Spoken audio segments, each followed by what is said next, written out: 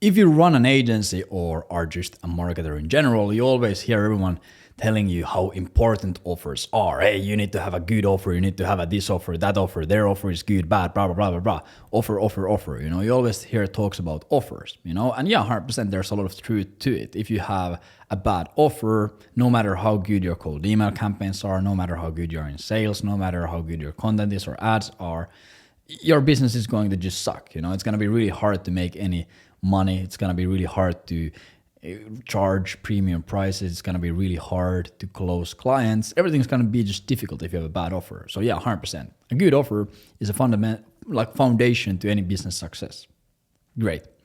But also there's like for the past few years, I think the meaning of offer or the clarity of what actually is a good offer has gotten diluted a lot. There's, of course, Hormozi wrote his book and people started making these crazy offers. Hey, if you don't make $1 million in 2 minutes, I will do this and that. And, you know, there are all these crazy offers and people are telling you to make irresistible offers. And it confuses a lot of people, you know. Do I just have to make massive, big, bold claims to get people to buy? Do I just have to have crazy guarantees to get people to buy? What do I actually have to do to make my offer so-called irresistible? And there is just not many systematic process to do this. But in this video, we're going to go over how we do this and our systematic process. Because I'm just doing this for one client or one partner. So it came to mind to record a video about this. Obviously, this is going to be really useful if you run any kind of an agency, run any kind of a business, you work in marketing, where you have to sell something, then it's going to be pretty useful.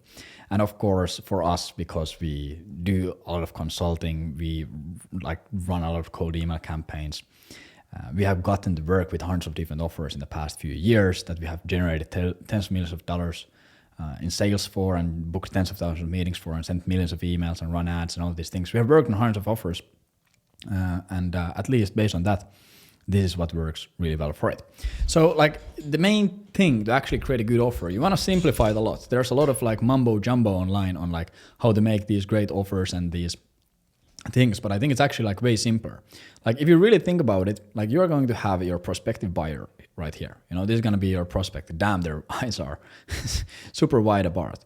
But you're going to have your prospect here, and here is going to be the sale, you know, and your prospect has to get here to buy. Really simple. And when the prospect goes from here to here, that means that they have bought your offer.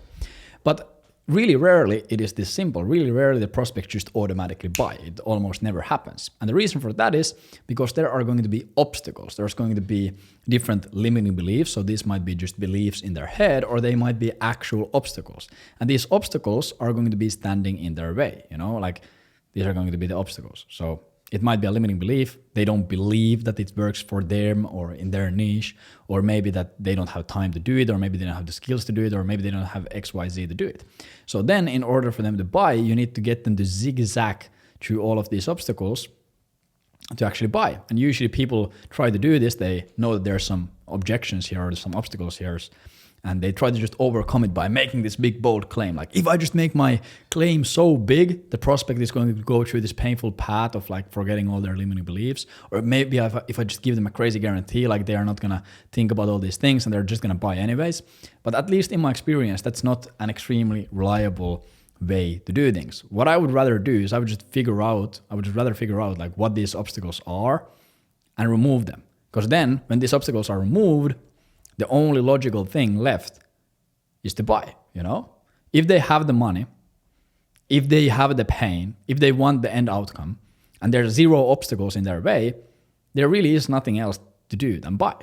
And then that's what actually makes the offer irresistible, not the massive claim, you know? You don't just want to overcome all these different obstacles by making a massive claim that you probably can't even deliver on, or giving a massive guarantee that's going to lose you money in the long run. You actually want to figure out why they wouldn't buy. Don't focus on why they would buy, focus on why they wouldn't buy. You know, pretty fucking simple, at least if you ask me. So, how I do this, and I got this from, I can't remember the name of the guy.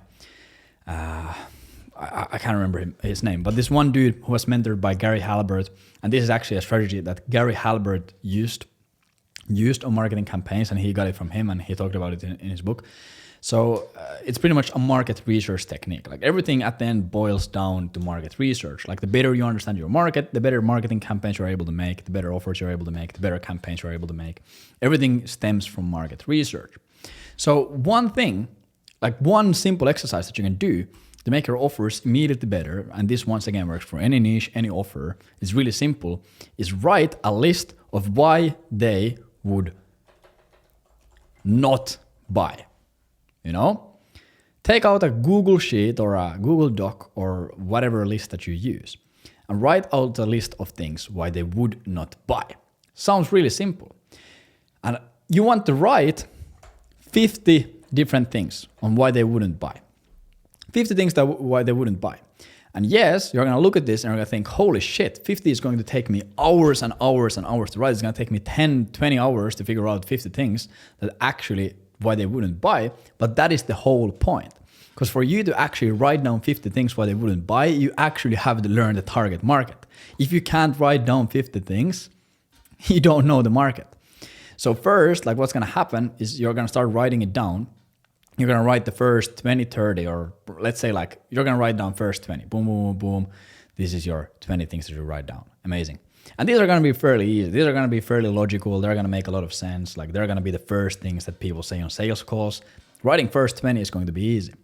Then you go and you write the next 10. So for you to get to 30, you have to start like thinking a bit more creatively. You have to start thinking outside the box. And you have to actually start like using your brain to write the next 10 things. Then for you to get to 40, holy shit, that's gonna get way, way, way harder. You're gonna start to have to do competitor research. You have to go on Reddit. You have to go on different forums, different groups, talk to people in the market, like actually dig out their pain points to get the next 10.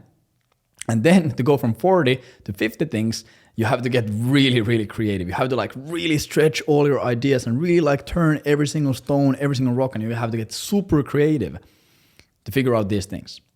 So the whole point why you write 50 things down, why they would not buy, is because it's hard and you actually have to like do a lot of market research to get these 50 things down. 20 is easy, 30 is a bit harder, but 50, almost no one's gonna do that because it's fucking painful, because everyone just wants fast, quick wins and they don't want to do market research because it's boring, even though that's what makes all the money.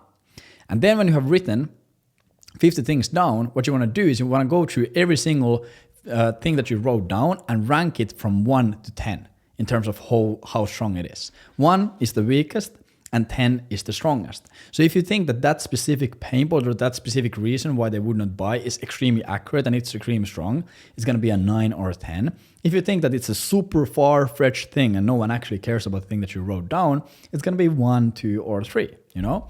So you go through and you rank every single one of these things 1 to 10, and then you delete everything that isn't 8, 9, or a 10.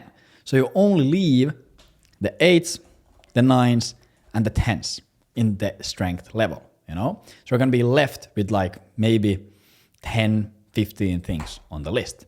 And then for you to make the offer just more irresistible is you just have to solve all of those things.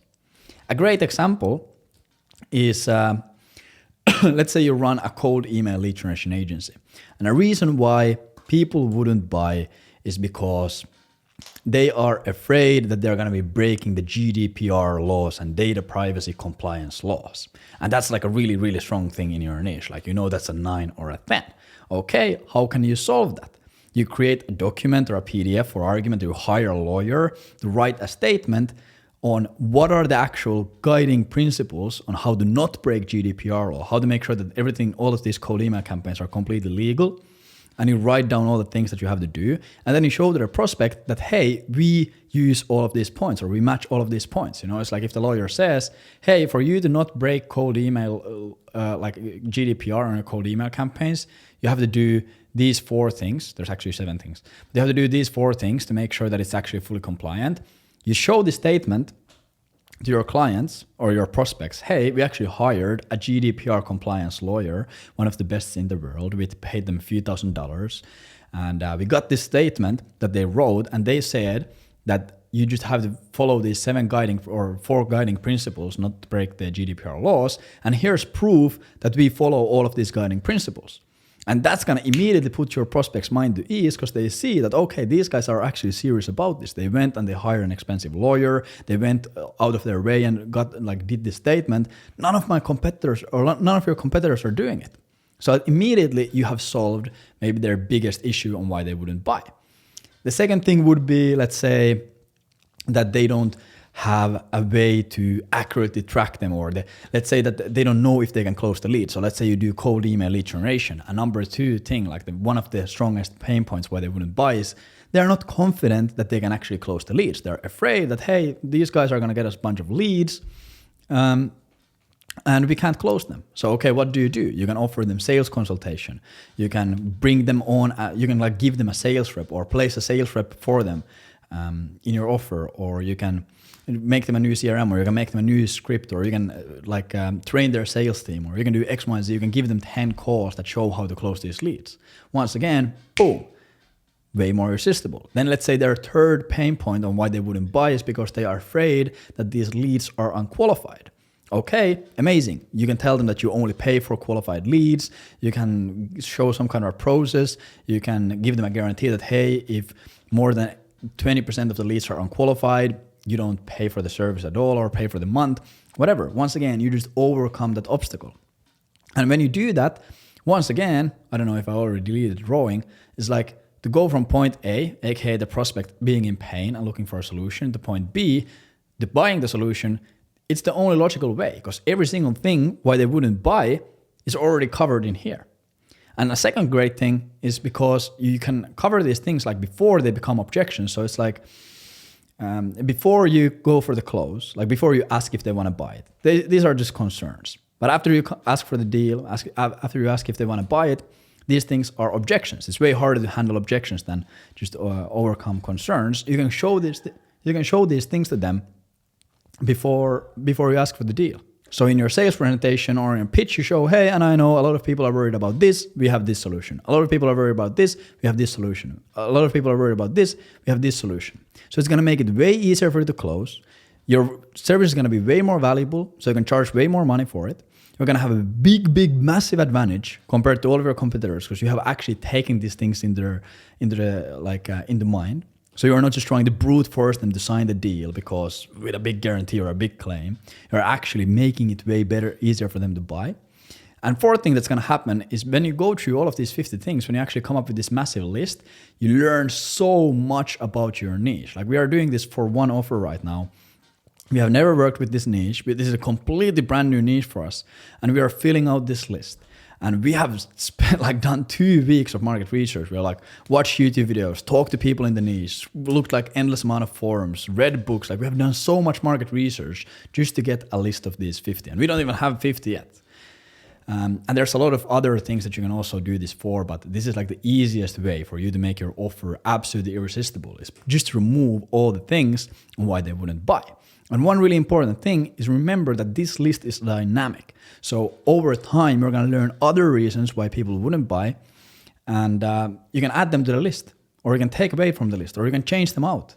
Remember, this list of the reasons why they wouldn't buy, it's always changing because market conditions change, things change, there's different trends, etc. So this way you can always stay on top of the reasons why people wouldn't buy, and you can take these things into concern, or you can take these things into your mind and make your offer actually match these things. So really simple. Just figure out why people won't buy and get rid of those reasons. Actually give them solutions. If you sell Facebook ads and you run ads for e-commerce stores, maybe their problem is that, hey, we don't really know if we're going to be able to make that much money from there in the back end. Okay, boom, we'll build you a back end. We'll do email marketing automations. We do SMS automations. We do upsell sequences. We do cross-sell sequences. Or maybe they're afraid that their conversion rate is too low, so their ads are going to be unprofitable. Okay, amazing. We'll build you a new funnel. We'll do CRO on your landing page. We'll do X, Y, and Z. This works for any single niche. Take out a piece of paper or a Google Doc, write down why my niche wouldn't buy my offer, write 50 things down. It's going to take you a week. It's going to take you 2 weeks. It's going to take you 20, 30, 40 hours, depending on how much you know about the niche already. Go all in on it. Don't just write the first 20 that come to mind. Write all the fucking 50 things. I guarantee you it's necessary. And then just spend a week or two figuring out, okay, how can I change my offer to make sure that these things are not actually obstacles or objections. Super fucking simple. Also, if you are an agency owner and you're doing over $3,000 a month, we are recruiting new members for our mastermind right now. Agency Velocity Mastermind. Boom, pretty sick logo. Have it also here.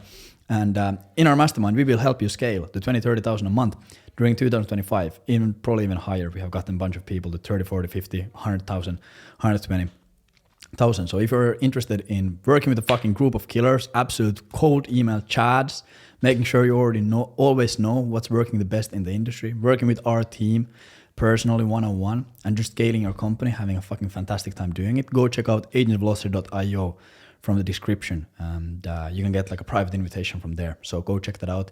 We are going to be closing the doors really soon when we hit 100 members, and after that you won't be able to join unless someone leaves. So we're going to be closing doors, raising prices, all that stuff. So make sure you apply, like the video, subscribe, comment, whatever, and make your offer fucking irresistible. Take care. Bye.